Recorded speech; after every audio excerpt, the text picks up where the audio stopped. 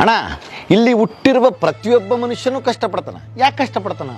ನಮ್ಮ ಅಪ್ಪ ಅಮ್ಮನ ಚಲೋ ನೋಡ್ಕೋಬೇಕು, ನನ್ನ ಹೆಂಡತಿ ಏನೇನು ಕೇಳ್ತಾಳೆ ಎಲ್ಲ ಕೊಡಿಸ್ಬೇಕು, ನನ್ನ ಮಕ್ಕಳಿಗೆ ಒಳ್ಳೆ ಎಜುಕೇಶನ್ ಕೊಡಿಸ್ಬೇಕು, ಒಟ್ಟು ನನ್ನ ಕುಟುಂಬ ಸಂತೋಷವಾಗಿ ಇಡಬೇಕಂತನ ಹಗಲು ರಾತ್ರಿ ಅನ್ಲಾರ್ದ ಕಷ್ಟಪಟ್ಟು ದುಡಿತೇನೆ. ಕಷ್ಟಪಟ್ಟು ದುಡಿದು ರಾತ್ರಿ ಮನೆಗೆ ಬಂದಾಗ ಎಲ್ಲರೂ ನಕ್ಕೊಂತ ಮಾತಾಡ್ಸಿಬಿಟ್ರೆ ಮುಂಜಾನಿಂದ ಸಂಜೆ ತಕ್ಕ ಏನು ಕಷ್ಟಪಟ್ಟಿರ್ತಾನೆ ಎಲ್ಲ ಕರಿಗಿ ನಕ್ಕೊಂತ ಊಟ ಮಾಡಿ ನಕ್ಕೊಂತ ನಿದ್ದೆ ಮಾಡ್ತಾನೆ. ಆದ್ರೆ ಹಂಗೆ ಮಾಡಂಗಿಲ್ಲ ನೀವು. ಅವನು ದುಡ್ದು ಮನೆಗೆ ಇನ್ನೇನು ಕಾಲಿಡಬೇಕು ಶುರು ಮಾಡಿಬಿಡ್ತಾಳೆ ಅವರಮ್ಮ.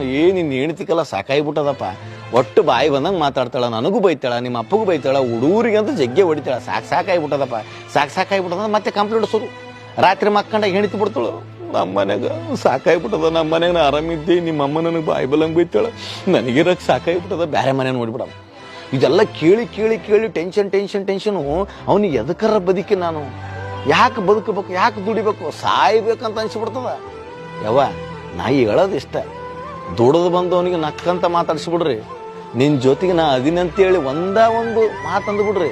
ನಿಮ್ಮ ಸಲುವಾಗಿ ಇನ್ನೂ ಕಷ್ಟಪಟ್ಟು ದುಡಿತೇನೆ, ನಿಮ್ಮ ಸಲುವಾಗಿ ಎಂಥ ರಿಸ್ಕ್ ಬೇಕಾದರೂ ಅವನು ತಗೊಂತಾನೆ.